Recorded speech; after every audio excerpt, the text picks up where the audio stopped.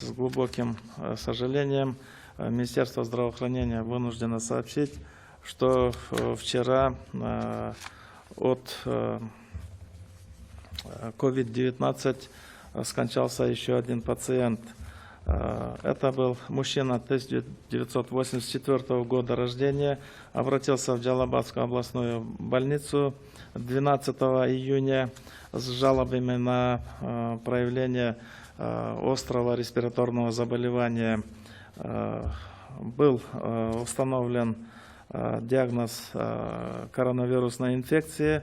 При эпидрасследовании было уточнено, что 11 июня этот больной приехал в Джалабадскую область из города Бишкек, где он работал здесь, торговал овощами и фруктами на рынках.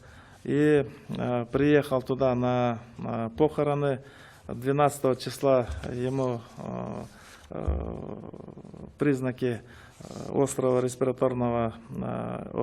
респираторной инфекции обострились, и он был вынужден обратиться за медицинской помощью в Джалабадскую областную больницу. Здесь его перевели в инфекционный стационар, и с каждого состояние его усугублялось, ухудшилось, и несмотря на все лечебные и реанимационные мероприятия, данный больной вчера умер от острой сердечной недостаточности, острой дыхательной недостаточности, двухсторонняя пневмония, полиорганная недостаточность. Несмотря на все меры, мы вынуждены констатировать, что этот больной скончался. И Министерство здравоохранения выражает соболезнования родственникам и близким этого пациента. Болезнь берет свое.